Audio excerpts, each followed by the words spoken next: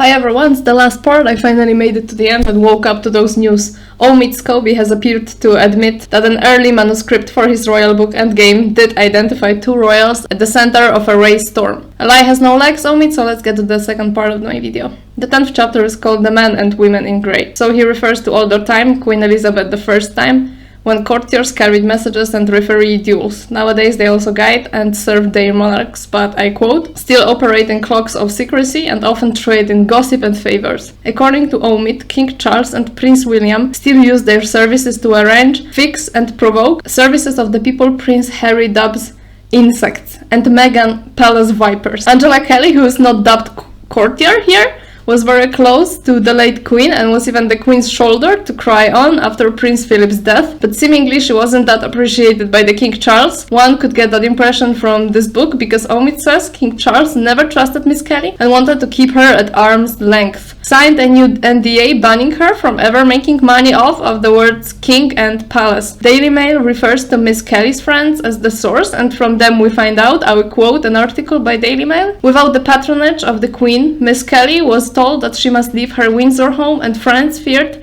she would become another victim of the king's property merry-go-round. Some even accused him of being ruthless with all the wrong people. Of course we will never find out if King Charles was as ruthless towards Miss Kelly as Omid describes him, but I find it fair to ban anyone from making money off of the word royal or any connection to the royal family. So according to Omid, courtiers were leaks back in the Henry VIII times, Carew and Henry VIII. Nowadays, courtiers are synonymous with palace aide, so whenever royal correspondents or talking heads reference courtiers or aides, it's highly likely they are referring to palace staff who manage and offer advice to working royals, strategize engagements, and release calibrated information. They must keep some distance with the monarch, and it makes them, according to Omid, walk this tightrope. Omid says courtiers are powerful players and shouldn't be underestimated. They, according to Omid, are responsible for the family reputation, they practice brand management, and they serve, I quote, the tyrannical notion of image. I personally believe that if the monarchy never had any brand, any rule to abide by, they would be abolished a long time ago. By calling the notion of image tyrannical, he takes a great burden of proof on himself. So basically courtiers manage and maintain the brand and repair reputations, but they don't always do it ethically, according to Omid. Harry in Sperry, or just Spur, dubbed them insects and called Sir Edward Young the Bee, who gaslighted him when it came to passing along important messages prohibiting access to his grandmother, and was very slow to find Meghan patronages. It took him months to find them, according to sources. The Wasp is King Charles's private secretary, Cliff Alderton, who Omid described as a bold and calmly assertive middle-aged white man, a reflexive choice for the palace. A reflexive choice for the palace, a white man, okay. This man supposedly didn't see now King Charles as the future king. The last insect, according to Prince Harry, was the fly, Simon Case, who saw cracks and widened them. Omid says it was him who contributed to the article in the newspaper, showing Prince William and Catherine's commercial flight in a much more favorable light than Prince Harry and Meghan's private jetting. Omid says not every courtier is a manipulator, and Samantha Cohen serves as this example. I guess we all remember Meghan and Harry's 4 private jet trips in 11 days? And the backlash it received, and the 4th trip to France to Sir Elton John resulted in the couple being called hypocrites. Omid says for this particular family trip, the media failed to account for the Sussex's growing security concerns, particularly when traveling with a newborn, and that Harry and Meghan had valid reasons for flying by jet, but privately acknowledged that the criticism served as a lesson learned moment. Does anyone remember they didn't go to Balmoral? They declined the Queen's invitation due to Archie being too young? Omid says it was they felt 4-month-old Archie was too young for all the hunting, shooting and fishing that fill up the family itinerary at the Highland Gateway. Yes, because Balmoral is 4 square meters or 43 square feet for Americans who may watch me, and they all hunt and shoot right next to each other. Back to Prince William and Catherine and their flight. I posted a screenshot from the book about their flights being not what it seemed, so everyone can read it and maybe share their thoughts and opinions on this one. Quote, cases moves activated a chain of events that have helped damage a brotherly relationship beyond repair. Omid ends the chapter, quote, in the end, relying on deception and trickery ultimately leads to destruction.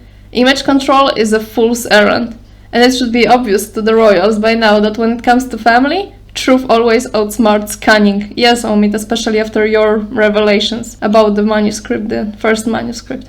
This book can do without Diana, so here she is and out there, in spirit form, leading Harry as he reinvents himself beyond the strictures of royal life. That was a quotation from his book. He says for the royal family, her legacy is a haunting narrative and the queen selected her like she was selecting her thoroughbred racing horses. I congratulate Omid on his comparative scale, and his Diana as she matured was all things monarchy was not. Modern, vital, mercurial, savvy and wildly popular. According to Omid, the palace adopted her approach and therefore King Charles embraces people right now, and her death was the result of a young, modern woman entering an unforgiving, archaic system that failed to protect her. That's Omid's words. And the palace, of course, still profits from her shamelessly. That's also his words. I bet we all remember the headlines, Meghan Markle, Kate Middleton were encouraged to dress like Princess Diana, new book claims. Omid claims he knows it from a former Kensington Palace staffer that a senior aide, I quote, encouraged the then Duke and Duchess of Cambridge to make more nods to the princess on an overseas tour, from restaging iconic photographs taken on her travels to Kate mirroring her sartorial choices during poignant moments. During the past 13 years, Diana cosplay has become a royal staple. Both the current Princess of Wales and the Duchess of Sussex, during her working royal years, regularly replicated her iconic looks, complete with accessories once owned by the late princess. Omid says the palace continues to make money on Diana, and the same institution contributed to her living misery. And Harry, when expressing his outrage over Bashir's interview, in his speech honored Diana's strength. William implied she was paranoid at the time and maintained the royal version Diana was emotionally fragile and easy manipulated. Therefore, her claims are not to be trusted. I think it's just Omid's fantasy.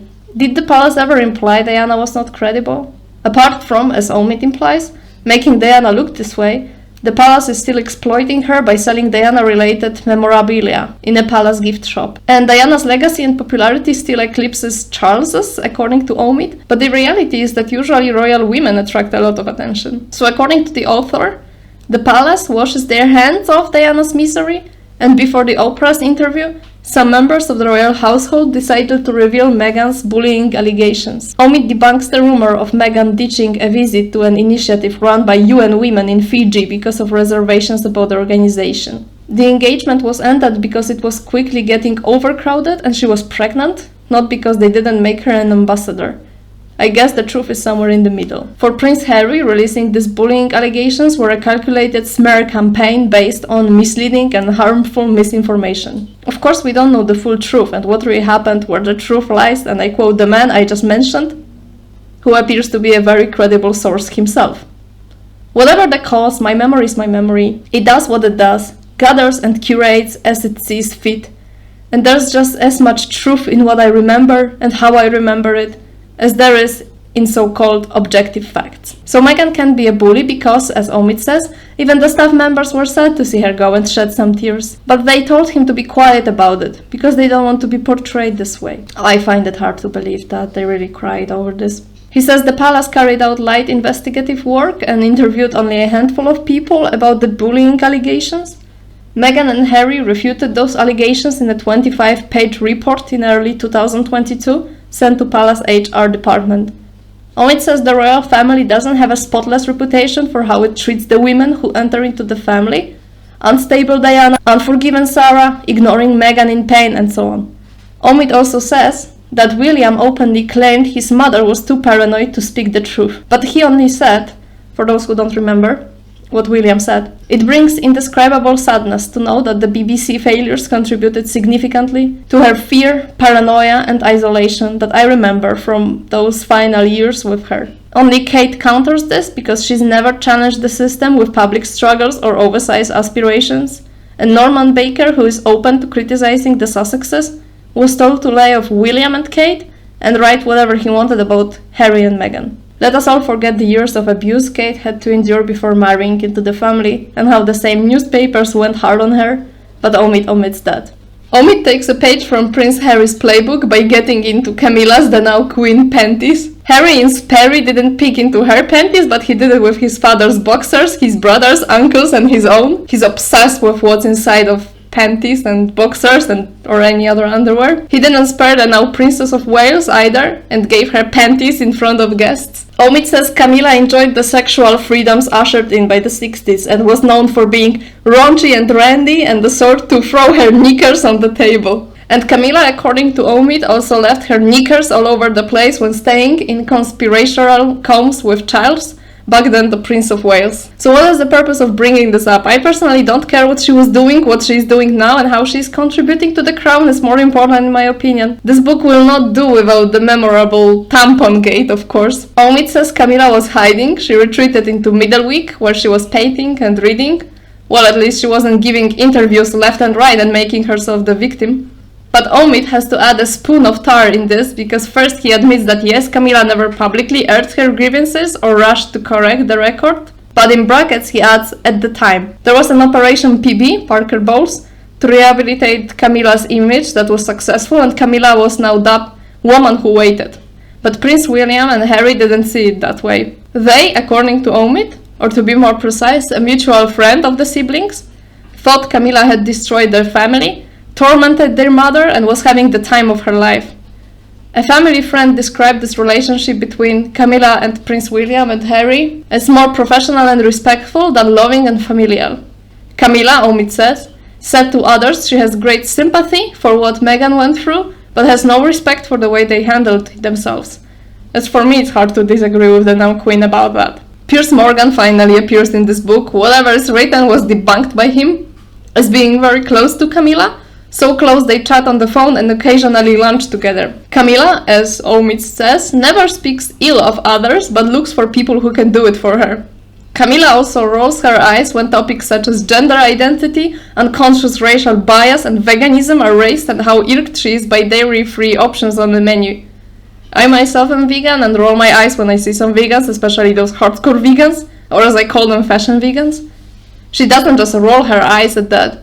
She also thanks Piers for defending the family when calling Meghan Princess Pinocchio and expressing his disbelief in her suicidal claims. Omid brings up what Piers said in 2021. I've had some messages communicated to me on behalf of several members of the royal family. I'm not going to go into who it was, but gratitude that somebody was standing up. Camilla allegedly is close to the Mail's owner, Lord Rothermere, and finds it essential to have a little pet in the press bag. But at least further on he appreciates her patronages and work, even though we know that Omid's appreciation looks like this. Yes, she works hard, she puts so much effort into it, but would he be the same about Meghan? Now it's time for Kate, who's committed to her early years development advocacy. But that is usually an afterthought, because the media is more interested in what she is wearing, and she is not criticized for what she should be. For example, carrying out fewer engagements and having 5 different private secretaries in 6 years, according to Omid. She even gets more attention than all the others, unless it's a royal drama, but she isn't known for her outgoing nature and leadership potential, unlike Meghan, who possesses all those traits. That's Omid's words. At least Catherine never played the victim in a competition who is the biggest victim, and never spoke ill of her husband's family for money. So because Meghan has all those traits, her early engagements were about her work, not what she was wearing, and her confidence was obnoxious to the palace. Meghan got things done fast. Omid means her charities, British Vogue, best-selling book and SmartWorks, and was Princess Diana all over again. When will they finally stop with those sick and awkward comparisons to Diana? Harry and Meghan's modernity made the back then Cambridges appear a little dull in comparison, and connected with a younger British generation in a way Prince William and Catherine never had. Still, Meghan hoped she would turn to Kate for an encouraging word during her lowest points, but Kate wasn't interested in bonding with her, and a source said Kate can be cold if she doesn't like someone. What's so wrong about it? Kate is a Capricorn, ruled by Saturn, so it's highly likely she is reserved and has piercing eyes. In my birth chart, Saturn is in the 7th house, and I find it very easy to just forget people. And if I don't like a person, I am reserved too, just like Kate. And there is nothing wrong about it at all. On top of that, Omid says Kate advocates for other people's mental health causes, but ignores Meghan's cries for help. Never set the record straight about who made who cry. Well, if someone tells me I have a baby brain, someone I barely know, I wouldn't try to get close to such a person. One has to have some manners so as not to say something as dumb as that. Alright, from another Omid's book, we know Meghan always makes sure everyone around her is okay. Unless you are Kate. Am I the only one annoyed by those words, Meghan and Harry fled to North America, with millions of pounds or whatever currency? I witnessed Ukrainians fleeing their country in 2022. I am from Poland, for those who don't know. And one man told me he made it to Poland with $300 only. Some of them came with nothing at all. I saw people with next to nothing living in a big mall with no privacy, not in big mansions. My mother spoke to people from Mariupol for whom fleeing was 50-50. Either make it alive or get hit by a missile. I talked to a Ukrainian soldier who was tortured and deprived of freedom for months. By using words like fleeing and freedom, they spit in the face of those who for sure wish they had millions in their bank accounts, so as not to rely on World's Kitchen volunteers in a mall hall. So Kate's book Hold Still was reminiscent of Meghan's Together cookbook, because now Meghan has a monopoly on books, and those books have nothing in common other than they are just books. Omid said he wants to report objectively on Meghan's so-called journey, and says that the Carol Service 2002 took place on the same night as the premiere of Harry and Meghan's Netflix docuseries. A perfect distraction, they hoped. How about Meghan's pre-recorded video call with a girl released on the 29th of April 2020, the back then Cambridge's 9th wedding anniversary? Omid wrote in this book that Netflix released on purpose the first part of Meghan and this one's docuseries on the 8th of December, when the Waleses were in Boston watching a game. Why would Netflix do it on purpose?